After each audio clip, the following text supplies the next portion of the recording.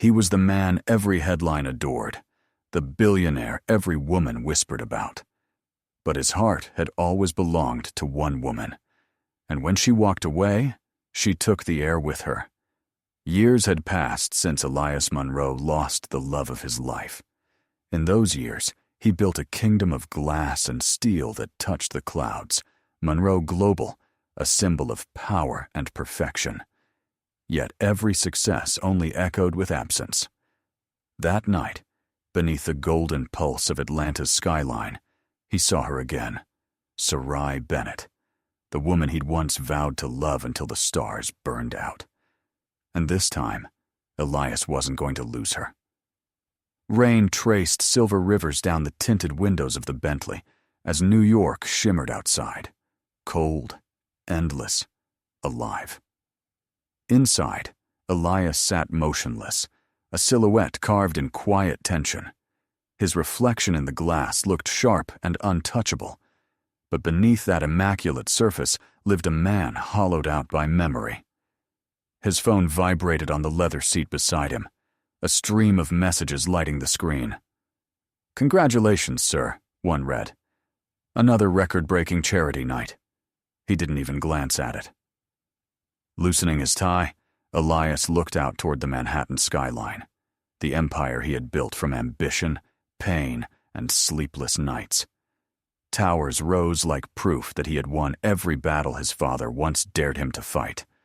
But victory had never felt so meaningless. "Sir," his assistant, Haley Chen, spoke from the front seat, breaking through his thoughts. "About the Charleston proposal, the Community Arts Initiative. They're waiting for your final approval." For a second, he didn't react. Then something flickered behind his eyes. "Charleston?" he asked quietly. "Yes, sir," Haley replied, glancing at him in the rearview mirror. "The foundation wants to expand our youth arts program there. Should I confirm a site visit?" Elias's jaw tightened. The word Charleston lingered like a ghost. He looked back at the window, watching raindrops chase each other into nothing.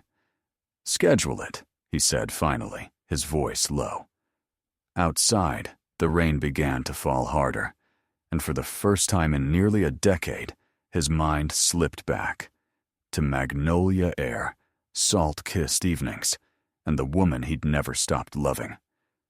The air was thick with summer, smelling of sea salt and magnolia bloom. Inside a small cafe tucked between brick buildings on King Street, Sarai Bennett balanced a tray of steaming coffee cups with graceful ease. She was 25, luminous and grounded, her curls tied in a bright scarf, her brown skin glowing under the soft amber lights. Every move she made seemed to hum with purpose, even when the day stretched her thin. That afternoon, the bell over the cafe door chimed, and a stranger stepped in. He didn't belong there. Tall, composed, dressed in a crisp white shirt and dark slacks that screamed uptown money. His accent, when he asked for directions, was pure Manhattan. "Excuse me," he said, glancing around awkwardly. "I was supposed to meet someone for a tour, but I think I got lost." Sarai smiled, a real one, the kind that reached her eyes. "Then you're officially in Charleston. Getting lost is part of the tour." He laughed softly, tension melting from his shoulders. "Guess I'm doing it right then." As she handed him a cup of coffee, their fingers brushed, a small, charged touch that neither of them expected. He took a sip, grimaced, then smiled. "Too strong," she teased. "Too real," he replied. "But I like it." She tilted her head, amused. "You sound like someone who's never had honest coffee before." "I'm from New York," he said. "We drink jet fuel and call it espresso." She laughed, and he felt something shift, something light, almost dangerous. The next morning, he came back. And the next. And the next. Always the same order, always the same corner seat, pretending to check his phone but mostly watching her move. She started calling him Mr. City Suit. Eventually, he gave her his name, Elias Monroe. He said he was in town for a business project. He didn't say that his family name opened doors across continents, or that the watch on his wrist could buy the cafe twice over. For once in his life, he liked being treated like a man instead of a brand. In the evenings, they walked by the water, talking about dreams. Sarai told him about her vision, to open a community art center for kids who didn't have access to creativity or hope. "I want them to see color in their lives," she said softly, "not just struggle." Elias listened, every word sinking deeper than he wanted to admit. "I spend my days building things that make money," he told her. "You build things that make meaning. You make me wish I could start over." She smiled, the wind catching a curl across her cheek. "Then start over, Elias," she said. "You're the one holding the pen." The summer heat wrapped around Charleston like silk that night. The sky hung heavy with stars as laughter spilled from the grand mansion at the end of Meeting Street. Inside, beneath glittering chandeliers and soft jazz, the city's elite danced and whispered behind their champagne glasses. Sarai stood just inside the ballroom doors, tugging nervously at the hem of her borrowed dress. It was simple, navy blue, modest, but on her it looked like grace itself. Still, she could feel the eyes, the murmurs, the judgment. Elias reached for her hand, his touch grounding her in a room that seemed eager to swallow her whole. "Let them talk," he whispered. "You belong here. Anywhere I am, you belong." And he meant it. But even love couldn't silence the walls of class and color that pressed against them. She could feel it in every glance, every forced smile that didn't reach the eyes. At one point, Elias's father appeared, Victor Monroe, a man whose wealth seemed to hang on him like armor. Silver hair, diamond cufflinks, a presence that commanded silence. "Elias," he said coolly, his gaze landing on Sarai like a verdict. "Introduce me to your friend." Sarai smiled politely, extending her hand. "Sarai Bennett. It's an honor, sir." Victor's lips curved, but the smile never reached his eyes. "I'm sure it is." Elias's jaw tensed. "She's the woman I told you about, Dad, the one helping with the community project." Victor's tone sharpened. "You mean the project that's supposed to represent our family's legacy? You brought her here to discuss that." The moment sliced through the air, heavy and suffocating. Guests nearby pretended not to listen, but every ear tilted toward them. Sarai lowered her hand slowly. "It's all right," she said softly, though her chest felt like it might break. "No," Elias said firmly. "It's not." He turned to his father, eyes blazing. "You raised me to build something real. She's the only real thing I've ever had." Victor's face hardened. "Don't be foolish. She doesn't belong in our world. You're a Monroe. Act like it." Elias took a step closer, voice steady but cold. "If this is what our world looks like, maybe I don't want it." The room fell silent. Victor's expression didn't falter. "If you walk out with her tonight, you walk away from everything. Your inheritance, your position, your future." Elias's hands clenched at his sides. "Then I'll build my own future," he said. He didn't notice the way Sarai's breath caught. She had been standing by the doorway when Victor spoke those words. "She doesn't belong." Every syllable landed like a blow. She had come to surprise Elias that night, to tell him that she was ready to believe in forever. Instead, she heard the truth of how fragile forever could sound in another man's mouth. When Elias stormed out of that mansion, she was already gone. The next morning, he searched for her. Every cafe, every art studio, every friend she had mentioned in passing. Days blurred into weeks. All he found was her apartment, empty except for a canvas leaning against the wall, paint stains on the floor, and a single photograph of them smiling by the river. There was also a letter. Just one page, folded carefully. Elias, I love you enough to leave before I ruin you. You belong to a world that would never see me as enough, and I can't be the reason you lose everything. Don't come looking for me. Please, just remember I loved you. That's all I can give. S. He read it until the ink smudged under his thumb, then again, and again. But she never came back. Time, money, duty, they all pulled him forward. But every step away from Charleston felt like another piece of him breaking off. He threw himself into work, into empire, into legacy. Yet nothing filled the space she left. The Bentley slid through the wet streets of Manhattan, rain streaking down like threads of silver. Haley's voice came again from the front seat. Sir, should I confirm your flight to Charleston? Elias stared out the window, his reflection fractured by raindrops. Yes, he murmured. She smiled faintly. I'll arrange it for tomorrow. When she turned away, he reached into his jacket and pulled out a worn photograph. Sarai, laughing under the Charleston sun, her curls wild, her joy untamed. He traced her face with his thumb. 9 years. 9 years of pretending he'd moved on. His voice was barely audible above the hum of rain. I kept my promise, Sarai, he whispered. I never stopped loving you.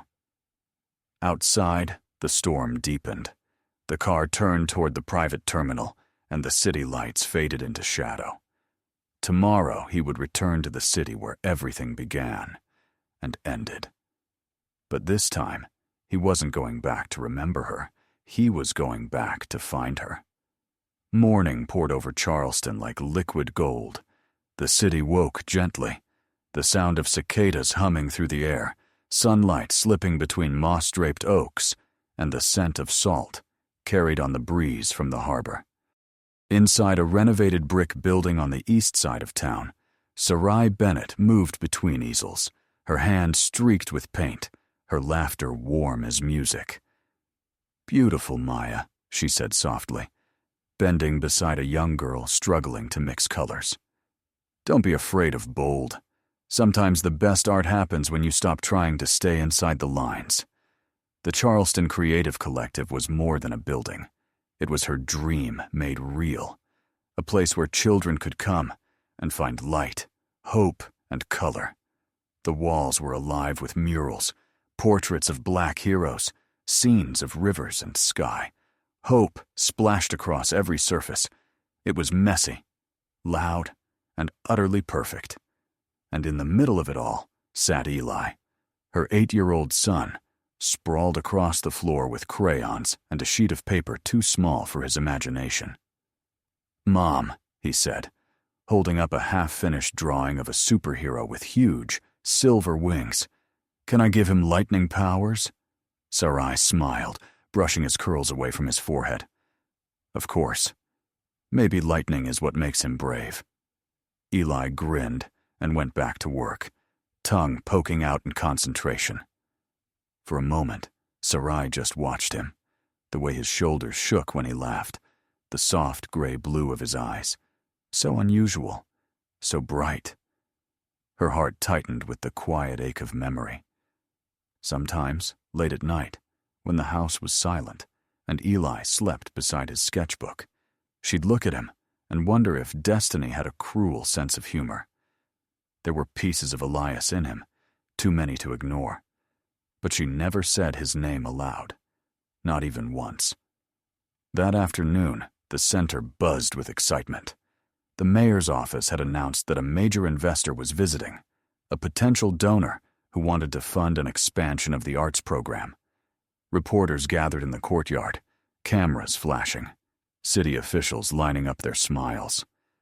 Sarai stood behind the podium, note cards trembling slightly in her hands. She wasn't nervous. Not exactly. More like overwhelmed. Someone had seen her work. Someone believed in it enough to give it wings. The mayor stepped up first, voice booming with confidence. Today, he announced, we celebrate vision, creativity, and the man whose generosity will ensure this center continues to change lives. Please welcome our new partner, Mr. Elias Monroe. Applause thundered through the courtyard. For a split second, Sarai thought she'd misheard. Her smile froze. The air around her thickened. Then she saw him. He stepped onto the stage. Tall, composed, devastatingly familiar. His hair was shorter now, his jaw sharper, his suit impeccable. But his eyes, those same storm-blue eyes, found hers through the crowd. Time folded. The applause blurred into a distant hum. 9 years collapsed into one impossible heartbeat. Elias looked at her, like a man who'd finally found his way home. After the ceremony, Sarai slipped away into one of the side corridors, heart hammering against her ribs. She pressed a hand to her chest, trying to breathe. Sarai. The sound of his voice froze her in place. She turned slowly. He stood a few feet away, sunlight pouring through the windows behind him, gilding his outline in gold. I didn't come here for business, he said quietly. I came because I never stopped loving you. Her throat tightened. Love? She echoed, a shaky laugh escaping. You don't get to say that after disappearing for 9 years. Elias's jaw clenched. I didn't disappear. You did. I spent months searching for you. Sarai's eyes glistened. You had the world waiting for you, Elias. I wasn't part of it. He took a step closer, his voice breaking. You were all of it. Don't, she whispered. Please. Don't do this. Not here. Not now.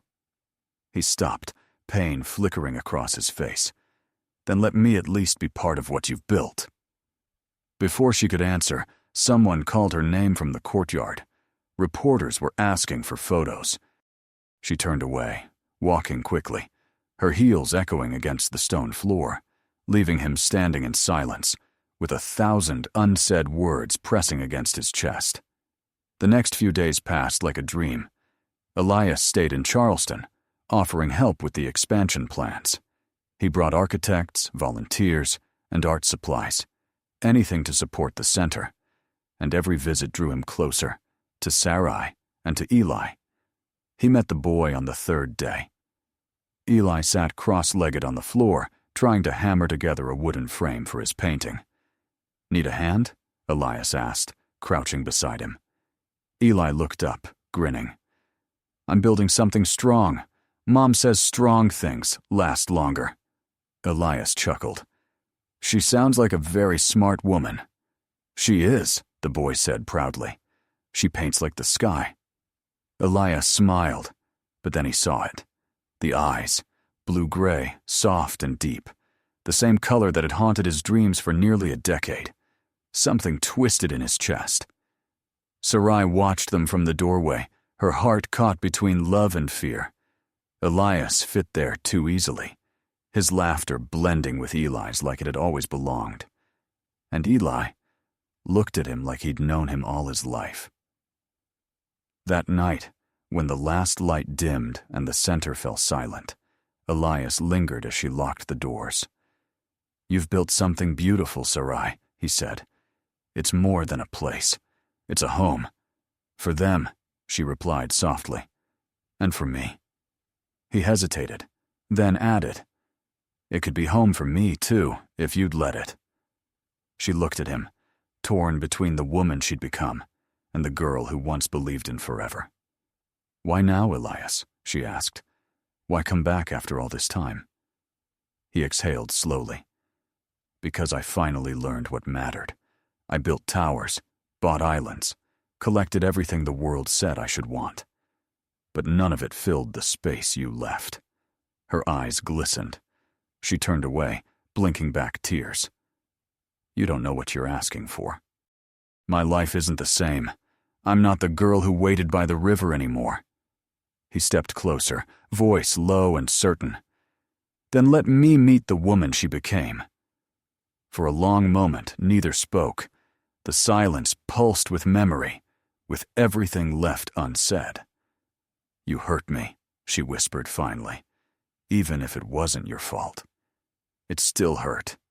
I know, he said. And I'll spend the rest of my life making it right. She met his gaze, wary, searching. You really think forever waited for you? A small, broken smile crossed his lips. I think it waited, for both of us. Before she could reply, he kissed her, gently, slowly, like a man remembering how to breathe. The world tilted. The years fell away. For a heartbeat, they were back under Charleston's gas lamps, where forever had once been promised. When they finally parted, she rested her forehead against his chest, tears slipping free. Don't make promises you can't keep. He cupped her face tenderly. I already made one, he murmured, and I still mean it. The storm rolled in without warning that night. Rain lashed against the glass windows of the Art Center as thunder rumbled over Charleston's harbor.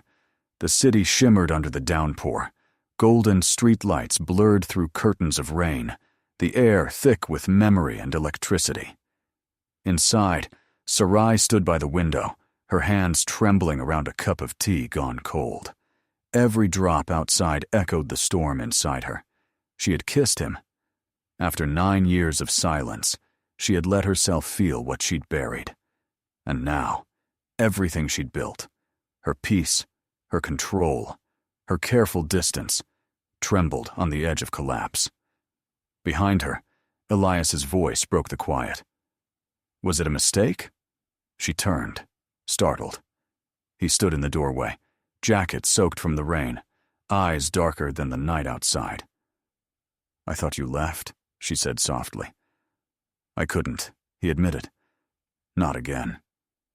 The air between them pulsed with tension. Not anger, not passion, but something deeper. The ache of unfinished love. Sarai set down the cup, her voice barely steady. Elias, you can't just walk back into my life and expect it to be the same. I'm not asking for the same, he said quietly. I'm asking for a chance to know who you are now. She shook her head, a tear slipping free. You don't understand. There are things you don't know. Things I never told you. Then tell me, he said, stepping closer. Her voice broke. You don't get to ask that of me. He hesitated. Sarai. Please, she whispered, tears falling now. Don't make me say it. But he already knew. Somewhere deep inside, the truth had been whispering to him since the moment he saw that little boy with the blue-gray eyes. His voice trembled. It's him, isn't it? Sarai's breath hitched. She closed her eyes. Yes. The word hung in the air like lightning, sharp, blinding, irreversible. Elias staggered back, his world tilting beneath him. My son. Sarai covered her mouth, shaking her head. I didn't want you to find out like this. How long? He asked hoarsely. Since the day I left, she whispered. I found out 2 weeks later. I wanted to tell you. God, I did. But your father's words, they stayed in my head. I couldn't bring a child into that world. I couldn't let him be a secret or a scandal. Elias's throat closed. You thought I wouldn't have chosen you? Chosen him? She met his gaze, broken, raw. You shouldn't have had to choose. I wanted you to keep your life, your name. So I built mine. He stepped forward, voice cracking. You built everything alone while I searched for you. I would have given it all up. Every company, every dollar. None of it means anything without you. Her tears spilled freely now. Don't say that. Don't make this harder. I'm not trying to make it harder, he said, his voice trembling. I'm trying to make it right. He reached for her hand, but she pulled back. Eli doesn't know, she whispered. He just thinks you're a nice man helping with the center. He doesn't need his world turned upside down. He deserves the truth, Elias said firmly. And what if the truth ruins him? She shot back. What if it ruins us? For a long moment, They stood in silence, thunder rumbling above them. Then Elias spoke, softer now. Let me earn it. Not as a billionaire, not as a Monroe, as a father, as a man who never stopped loving you. Her resolve faltered. He took a slow step closer, then another, until the space between them dissolved. You're asking me to trust you with everything, she whispered. I'm asking you to trust what we still are, he replied. Outside, lightning cracked across the sky, painting the room in white light. And before she could stop herself, she fell against him, sobbing into his chest. He held her like he had 9 years ago, like something sacred he'd finally found again. When the rain eased, they sat together by the window, quiet except for the rhythm of water against glass. Sarai finally spoke, voice fragile but steady. He's a good kid, Elias. Kind, brave. He loves to draw and hates broccoli. A small, teary smile touched his lips. Sounds like me at 8. She laughed softly. He even squints when he's thinking too hard, just like you. Elias exhaled shakily, brushing her cheek with his thumb. Let me meet him properly, he said. Let me be what I should have been all along. Sarai looked at him for a long, unguarded moment, searching for the man she once knew, and finding him still there beneath the years. Tomorrow, she whispered. After class. You can meet him. He nodded, his chest tight with hope. As he left, she watched from the window, his silhouette fading into the night rain, his hand brushing the railing where she once said goodbye. And for the first time in years, she let herself believe that maybe, just maybe, love could survive the storm. Morning rose slow and tender over Charleston. The city smelled of wet earth and magnolia. The storm had washed everything clean, leaving behind a kind of fragile stillness. The first rays of sunlight slipped through the blinds of Sarai's little house on East Bay Street, painting golden lines across the wooden floor. Eli was already awake, sprawled on the couch in his pajamas, sketchbook open, humming softly to himself. Sarai watched him from the kitchen, her coffee untouched, her mind tangled in thoughts that refused to settle. Today, she had promised Elias he could meet his son. Her heart ached at the thought, not from doubt, but from fear. Fear of what truth might do to the peace she'd fought to build. Eli looked up from his drawing, eyes bright. Mom, is that man coming again? The one with the shiny car and the funny laugh? Her breath caught. Then she forced a small smile. Yes, baby. He's coming to help us with the new studio. Eli grinned. Cool. Can I show him my superhero? Sarai's lips curved softly. I think he'd love that. By noon, the art center was buzzing again. Kids running through the halls, brushes clattering in water jars, laughter echoing off brick walls. Elias arrived quietly, dressed in a simple gray shirt and jeans, no trace of the billionaire about him. He carried 2 boxes of new art supplies and an expression that gave away everything: nerves, hope, and something close to awe. Sarai met him at the entrance, her heart fluttering against her ribs. He's inside, she said. Try not to overwhelm him. Elias smiled gently. I'll follow his lead. She nodded, then called out, Eli, there's someone I want you to meet. The boy turned, charcoal smudged on his cheek, eyes wide with curiosity. Hey, buddy, Elias said softly, crouching to meet his gaze. I heard you're the best artist in Charleston. Eli grinned. Mom says I might be. Elias laughed. The sound broke something open in him. I think she's right. He held out a hand. I'm Elias. The boy shook it proudly. I'm Eli. Their names hung between them, almost identical. For a heartbeat, Sarai thought the world might stop turning. Eli grabbed a sheet of paper from his desk. Want to see my superhero? I'd love to, Elias said, sitting cross-legged beside him. Eli pointed to the drawing, a tall figure with broad wings and lightning wrapped around his hands. He protects people from bad dreams. He doesn't have to be rich or famous. He just has to be brave. Elias swallowed hard, his throat tightening. He sounds perfect. The boy beamed. You think so? I know so, Elias said, smiling through the ache in his chest. From the doorway, Sarai watched them, her son laughing freely, Elias leaning in, their gestures mirroring each other without even realizing it. It was like watching two halves of the same soul find each other after years apart. Later that afternoon, when the children had gone and the building was quiet again, Elias lingered near the mural wall, one of Sarai's earliest works, painted before Eli was born.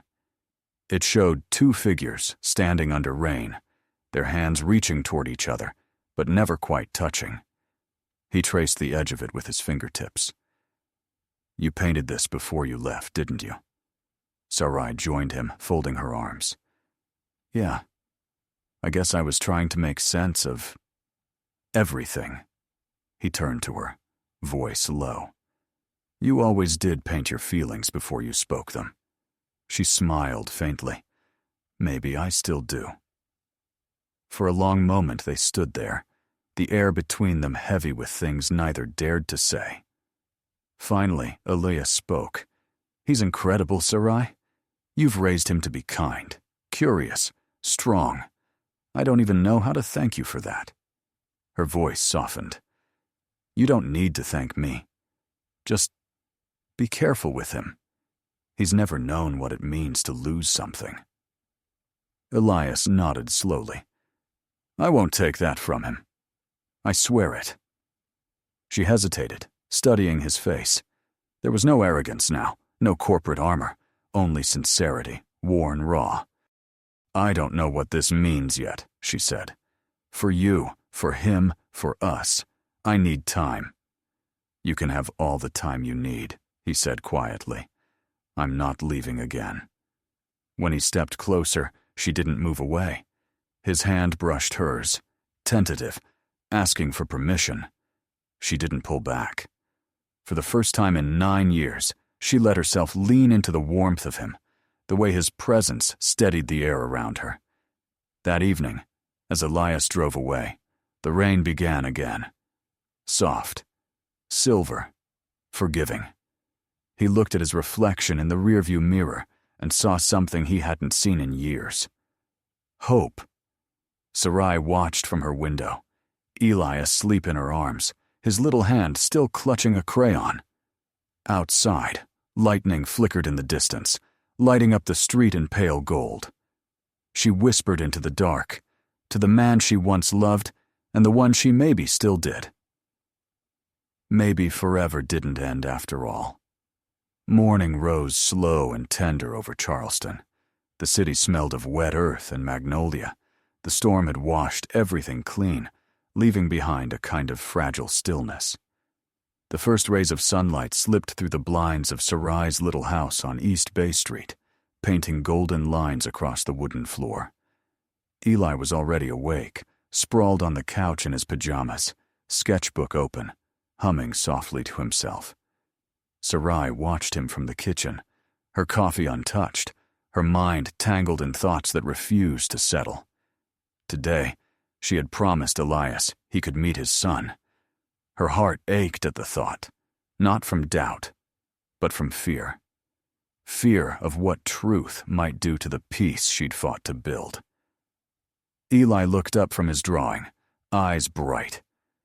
Mom, is that man coming again? The one with the shiny car and the funny laugh? Her breath caught. Then she forced a small smile. Yes, baby. He's coming to help us with the new studio. Eli grinned. Cool. Can I show him my superhero? Sarai's lips curved softly. I think he'd love that. By noon, the art center was buzzing again. Kids running through the halls, brushes clattering in water jars, laughter echoing off brick walls. Elias arrived quietly, dressed in a simple gray shirt and jeans, no trace of the billionaire about him. He carried 2 boxes of new art supplies and an expression that gave away everything: nerves, hope, and something close to awe. Sarai met him at the entrance, her heart fluttering against her ribs. "He's inside," she said. "Try not to overwhelm him." Elias smiled gently. "I'll follow his lead." She nodded, then called out, "Eli, there's someone I want you to meet." The boy turned, charcoal smudged on his cheek, eyes wide with curiosity. "Hey, buddy," Elias said softly, crouching to meet his gaze. "I heard you're the best artist in Charleston." Eli grinned. "Mom says I might be." Elias laughed. The sound broke something open in him. "I think she's right." He held out a hand. "I'm Elias." The boy shook it proudly. "I'm Eli." Their names hung between them, almost identical. For a heartbeat, Sarai thought the world might stop turning. Eli grabbed a sheet of paper from his desk. "Want to see my superhero?" "I'd love to," Elias said, sitting cross-legged beside him. Eli pointed to the drawing, a tall figure with broad wings and lightning wrapped around his hands. "He protects people from bad dreams. He doesn't have to be rich or famous. He just has to be brave." Elias swallowed hard, his throat tightening. "He sounds perfect." The boy beamed. "You think so?" "I know so," Elias said, smiling through the ache in his chest. From the doorway, Sarai watched them, her son laughing freely, Elias leaning in, their gestures mirroring each other without even realizing it. It was like watching 2 halves of the same soul find each other after years apart. Later that afternoon, when the children had gone and the building was quiet again, Elias lingered near the mural wall, one of Sarai's earliest works, painted before Eli was born.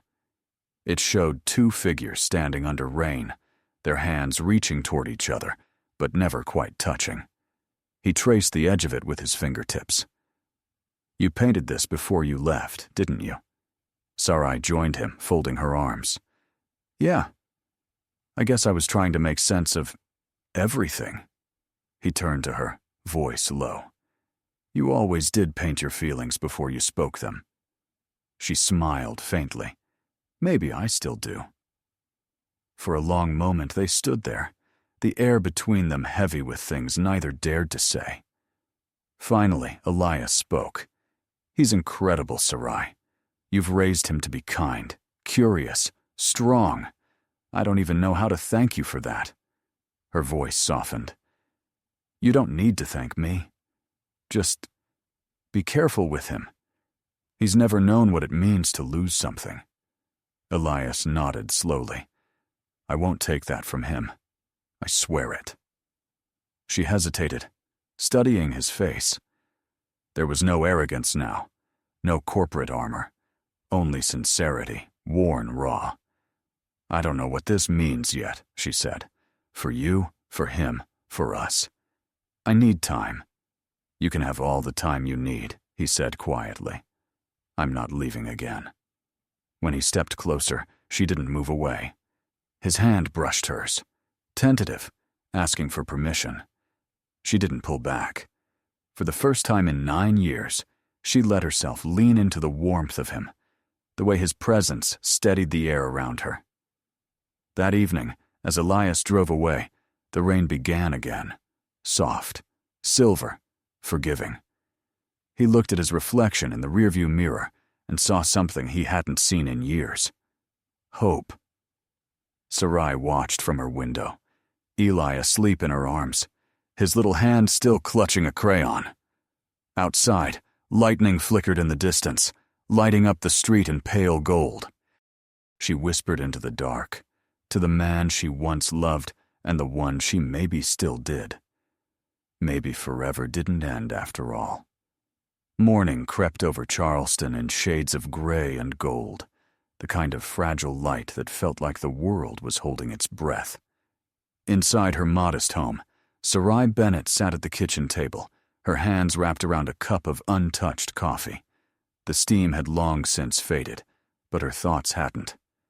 Across the hall, Eli was awake, drawing at the table, humming to himself, blissfully unaware of the storm that had just found them. Every now and then, he'd glance up and smile, flashing that same soft grin that reminded her too much of Elias. It was getting harder to ignore.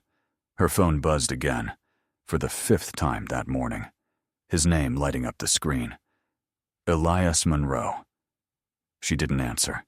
Instead, she closed her eyes and whispered, "Please. Just let me think." But fate had never been patient with them. Across town, Elias hadn't slept.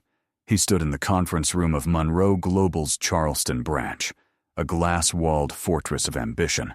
Papers covered the long table, blueprints and contracts, projections and damage control. But none of it mattered, because on every page, all he saw was her. His assistant, Lena, knocked softly before stepping in. "Sir, the board has called an emergency session. They want you in New York tonight." Elias didn't look up. "Of course they do." Lena hesitated. "Sir, they're asking about the foundation funds, and—" She lowered her voice. "The woman in Charleston." That finally made him lift his head. His tone sharpened. "What about her?" "There are whispers," Lena said quietly. "Someone's feeding them stories, personal ones, about a child." The blood drained from his face. "My father," he muttered. Lena nodded slightly. "You need to get ahead of this, sir. If the media gets wind of it," he cut her off, his voice like ice. "Then I'll handle it before they do." He turned away, staring out at the skyline. Charleston's spires and oaks drenched in morning rain. His reflection stared back, the mask of the billionaire everyone envied, the man who'd once built towers from nothing. But beneath it was something raw, something human. He'd built empires to prove his father wrong. But all he wanted now was to prove himself worthy of the woman who'd never asked for any of it. By afternoon, word had already begun to spread. A gossip column out of New York posted a headline that felt like a knife to the chest. "Elias Monroe's secret life in the South, hidden heir or scandal."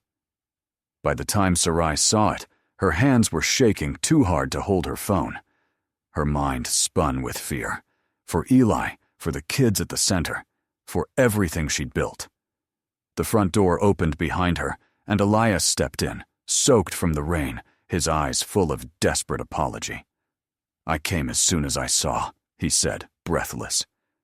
"Sarai, I'm so sorry. I swear I didn't—" She slammed the phone down on the table, her voice trembling. "They know, Elias. Your father, the board, the whole world. You said you'd protect us." "I tried," he said, his voice breaking. "I swear to you, I tried." Tears streamed down her cheeks. "Try harder, because now my son's face could end up on every screen in America." He took a step closer, pleading. "Then let me fix it. Let me stand up and tell them the truth." "The truth?" she echoed bitterly. "That the great Elias Monroe had a child with a woman who never belonged in his world." He winced. "Don't say that." "It's what they'll say," she cried. "It's what they always say. You can survive it. You're a Monroe, but I can't, and he shouldn't have to." Eli appeared in the doorway, holding his sketchbook, his small voice breaking through the storm. "Mom, are you mad?" Sarai froze. Her tears stopped instantly. She forced a trembling smile. "No, baby. Mommy's just tired." Eli blinked at her, then looked at Elias. "You're the man from the art room," he said softly. "The one who helped me build my frame." Elias's heart nearly stopped. He knelt down to the boy's level. "Yeah," he said quietly. "That was me." Eli tilted his head, studying him. "Mom says strong things last longer." A faint, broken smile crossed Elias's face. "She's right." Sarai's voice wavered. Eli, go pack your bag. We're going to stay with Auntie Maya for a few days, okay? Eli nodded, glancing between them before running upstairs. The silence that followed was deafening. Elias turned to her, his voice low and unsteady. You can't run from this. I'm not running, she said, swallowing hard. I'm protecting him. From you. From your world. From everything that destroys what it touches. He stepped closer, eyes burning. Then let me destroy that world instead. Her lips parted, the words caught in her throat. Let me tell the truth, he said, his voice trembling now. Let me claim what's mine. You, him, us. I don't care if I lose the company. I don't care if the name Monroe burns. Sarai shook her head, tears falling again. You say that now. But when everything collapses, you'll hate me for being the reason. He took her hand, desperate. Sarai, listen to me. No, she whispered. You listen. She looked at him with fire and heartbreak in her eyes. I loved you once, because you were the man who saw me. Not the name, not the color of my skin, not the world's noise. But I won't let that world swallow my son. Not again. Her hand slipped from his grasp. Elias's voice broke. Please don't shut me out. She turned away, her voice barely audible. Sometimes, love isn't enough. He stood there, silent, the weight of her words crushing the air between them. When he finally left, she collapsed into the chair, sobbing quietly as thunder rolled above. That night, headlines spread like wildfire. The Monroe name blazed across every outlet, every talk show, every social feed. But in one penthouse high above Manhattan, Victor Monroe smiled as he watched the fallout unfold. Let's see what you're made of now, son, he murmured to himself, swirling his drink. Let's see how much your heart is worth when the world starts watching. The city never slept, but that night, it watched. Screens flickered across Times Square, broadcasting the story everyone suddenly cared about. Elias Monroe, billionaire heir or fallen saint. The hidden family in Charleston. Who is the woman behind the storm? Cameras camped outside Monroe Global's headquarters. Paparazzi circled like vultures. And in the middle of it all, Elias stood in front of a mirror, staring at the man who had built a kingdom from ambition and lies, and was now ready to tear it all down for the only truth that mattered. He buttoned his charcoal jacket, the fabric stiff against his trembling hands. Lena hovered near the door, anxious. They're waiting downstairs, she said softly. Press, board members, half of New York. Elias met her gaze in the mirror. Good. Sir, you don't have to do this. You could deny it. Let it fade. He turned to her, his voice quiet but unyielding. I've lived my entire life pretending to be the man my father wanted me to be. I won't lie about the one thing that made me real. Lena's eyes softened. Then say it right. He nodded once, straightened his tie, and walked out. Not as the CEO of Monroe Global, but as the man who'd finally decided to tell the truth. The press conference began at noon. Every news outlet, every camera, every eye locked on him as he stepped up to the podium. The room buzzed with whispers, flashes, tension so thick it felt like glass about to shatter. Elias gripped the edges of the podium, his reflection glinting off the teleprompter, but he didn't look at it. He looked straight into the crowd. I've spent my life being measured by what I build, he began, voice low but steady. By numbers. By wealth. By how much I could control. He paused, the silence cutting clean through the room. But there are things you can't control, things that make you human. He took a breath. I'm not here to deny what's been written about me. I'm here to confirm it. Yes, there is someone in Charleston. Her name is Sarai Bennett. She's the woman I loved before any of this mattered. And there is a boy, Eli. He's her son. Our son. The room erupted. Flashes burst like lightning. Reporters shouted over each other. Elias didn't flinch. I should have been there for them. I failed them. Not because of scandal or business, but because I was too afraid to live a life that wasn't built by my father's rules. He scanned the room, his voice tightening. I'm done living by them. A murmur rippled through the crowd as he continued. I know what this means. For the company, for the headlines, for my name. But if there's one thing I've learned from Sarai, from our son, it's that truth is worth every consequence. He exhaled slowly, a strange peace settling in his chest. From this day on, I'll answer for every choice I've made. But I won't hide who I am anymore. I'm Elias Monroe, and I'm a father before I'm anything else. And with that, he walked off the stage, leaving the room buzzing behind him. A man stripped of empire, but finally free. Back in Charleston, the live stream played on an old TV in the Art Center's office.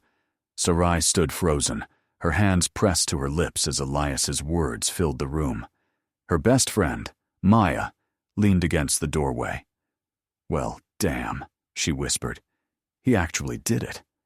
Sarai couldn't speak. Her heart pounded like thunder. He'd done it. He'd burned everything, his company, his reputation, his armor, for the truth. Maya stepped closer, touching her shoulder. You okay? Tears welled in Sarai's eyes. I don't know. Girl, Maya said softly. The man just set fire to New York for you. You might want to figure that out soon. Sarai laughed through her tears, shaking her head. He's insane. Yeah, Maya said, grinning. Insanely in love. Outside, the kids were painting again, unaware that their quiet little art center had just become the epicenter of a national story. Eli ran up, waving a drawing. Mom, look, he said proudly. It was a picture of 3 figures standing together, a woman with curly hair, a man with a big smile, and a boy between them holding both their hands. Above them, he'd written in messy blue crayon, Us.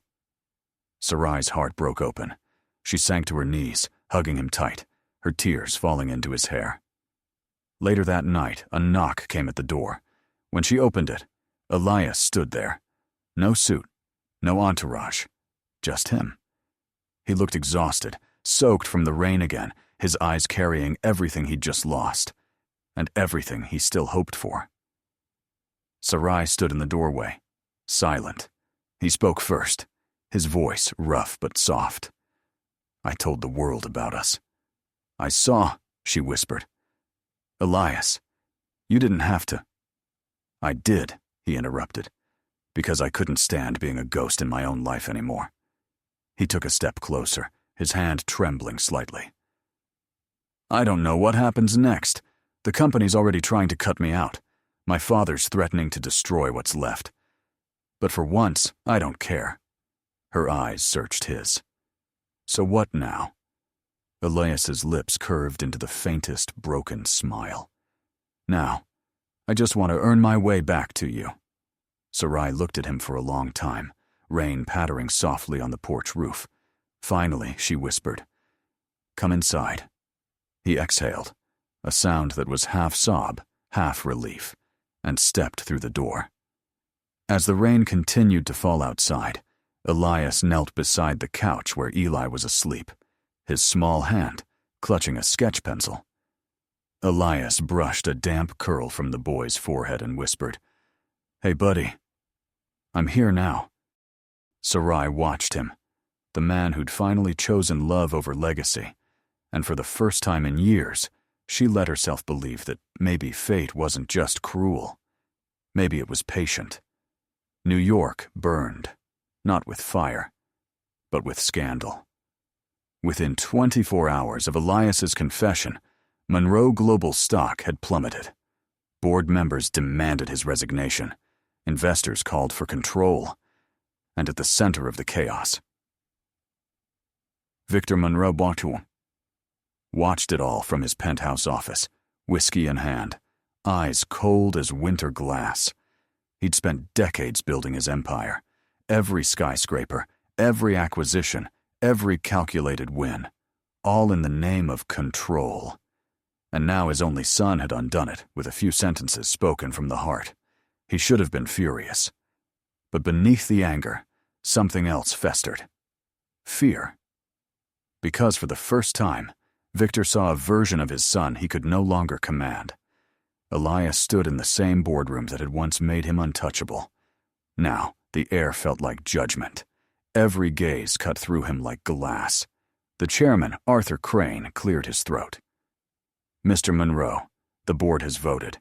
Effective immediately, you are suspended as CEO of Monroe Global pending review." Elias nodded once. "Expected?" Arthur's voice softened. "Elias, this isn't just about reputation.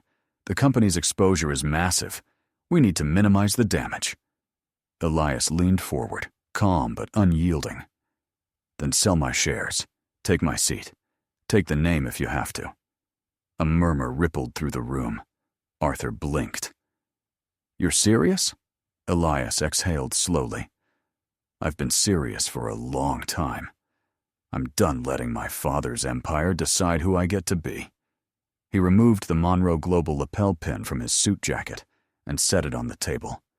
A tiny sound that somehow echoed louder than thunder. And then he walked out, leaving behind a boardroom full of men who had never understood what real freedom looked like. That evening, as the sun sank over Charleston, Sarai found him sitting on the dock behind her house. The sky was painted in bruised gold and lavender, the water still from the weight of the day. She sat down beside him, their shoulders almost touching. Neither spoke at first. Finally, she said softly, "You did it, didn't you?" He nodded. "Monroe Global has a new CEO. I'm out." Sarai's chest tightened. "Elias, that company was your life." He looked at her, eyes tired but clear. "No, it was my father's life. I just kept living in it." For a long time, they sat in silence, the sound of water lapping at the pier, the scent of salt and wood in the air. Then Sarai asked, "So what now?" A small smile tugged at his lips. "Now I learn what it's like to live without walls." She turned to face him. "And your father?" The smile faded. "He'll never forgive me. But maybe that's not the point." Sarai studied him, her voice quiet but firm. "You don't owe him forgiveness. You owe yourself peace."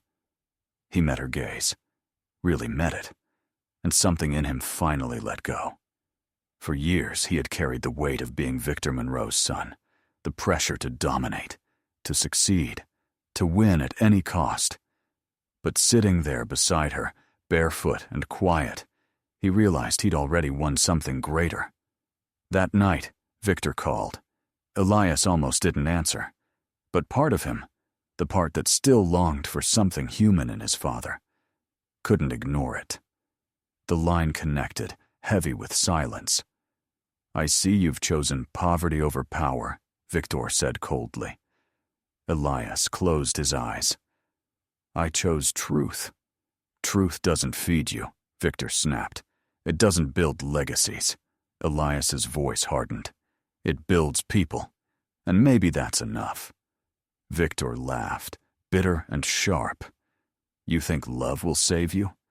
That woman, she'll destroy you like your mother destroyed me." Something in Elias broke, not in anger, but clarity. "You destroyed yourself," he said quietly. "And if you can't see that, then I can't help you anymore." There was a long pause. Victor's voice came back, smaller somehow. "You'll regret this." "Maybe," Elias whispered, "but at least it'll be my regret." He hung up, staring out into the night until the rain began again. Soft, cleansing, relentless. Days turned into weeks. The headlines shifted. New scandals rose to replace the old ones. And little by little, the noise faded. In Charleston, Elias began to rebuild, not with skyscrapers, but with walls covered in color. He joined Sarai at the art center, teaching the kids how to carve, paint, and build frames out of scrap wood. He laughed more, slept more, learned how to breathe again. One afternoon, Eli tugged at his sleeve. "Hey, Elias?" "Yeah, buddy. Do you miss your big job?" Elias smiled, brushing sawdust from his hands. "Not really." "Why not?" "Because the best job in the world is right here," Elias said, ruffling his hair. "Being with you." Eli grinned wide. "That's what Mom said you'd say." Sarai, standing in the doorway, smiled softly. Elias looked up at her, his voice gentle. "You knew I'd stay." "I hoped you would," she said. That night, as the sun bled into the horizon, Elias took her hand on the porch. "I lost everything I built," he murmured, "but somehow, I feel like I finally have something real." Sarai leaned her head on his shoulder. "That's because, this time, you didn't build it alone." And in that quiet, the world finally exhaled, no longer a storm, but a peace that had been earned, not given. Far away, in his glass tower in New York, Victor Monroe stood alone, staring out at a city he no longer controlled. For the first time in his life, he wondered what it might have felt like to be loved more than feared. He whispered into the empty room, maybe he got it right. Spring came softly to Charleston. The city, washed in sunlight and blooming magnolias, felt like it had been holding its breath for years. And finally, it could breathe again. At the corner of Bay and Calhoun, the Charleston Art Center buzzed with life. Children ran across the courtyard, brushes in hand, streaks of paint on their arms. Laughter echoed off brick walls. And above the entrance, freshly painted in blue and gold, hung a new sign: the Monroe Bennett Foundation for Art and Hope. Sarai stood at the doorway, watching as Elias lifted Eli onto his shoulders to hang the final ribbon. The boys' laughter rang out like sunlight itself. When the ribbon fluttered into place, the crowd cheered. Cameras flashed, but this time, Elias didn't care. He wasn't the headline anymore. He was just home. Later, when the ceremony ended and the kids ran off for ice cream, Elias and Sarai sat together on the old pier behind the building, the same place where everything had fallen apart, and where, somehow, it all had come back together.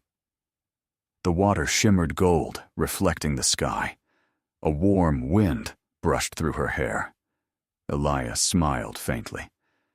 "You know, I used to think legacy was about buildings, about how tall you could make something before it touched the clouds." "And now?" she asked softly. He turned to her, eyes gentle.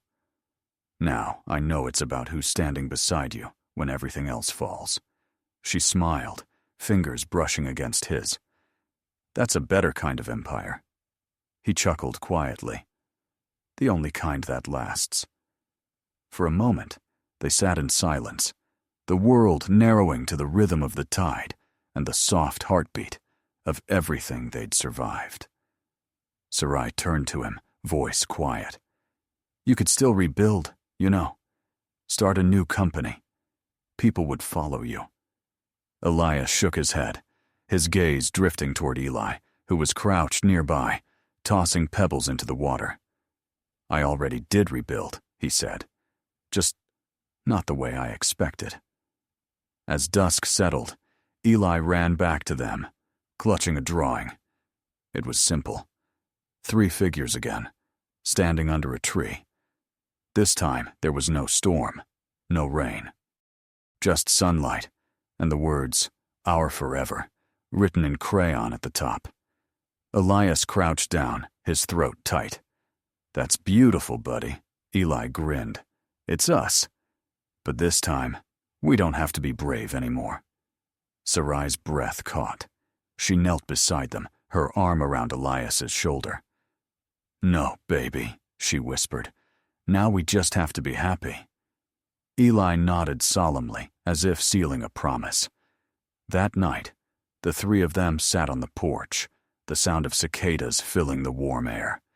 The world felt still, not perfect, not easy, but right. Elias reached for Sarai's hand, intertwining their fingers.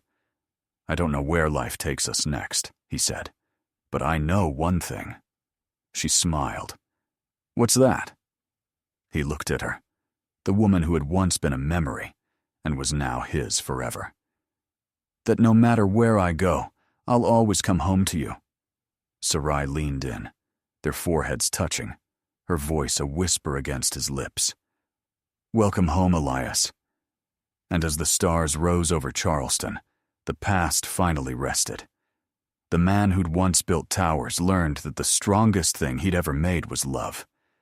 The woman who'd once run from heartbreak found her way back to hope. And a little boy with a sketchbook full of dreams watched his forever begin. Epilogue months later, tucked inside a corner of the New York Times, a small feature appeared, barely noticed amid the noise of the world. Former CEO Elias Monroe launches National Art Program for Underprivileged Youth. Sometimes the greatest masterpiece isn't what you build, but who you become. In Charleston, that article was clipped and pinned to a wall, next to Eli's newest painting. A sunrise over the harbor, bright, boundless, and whole. Share your thoughts in the comments below. And don't forget to subscribe for more incredible stories about love, courage, and betrayal.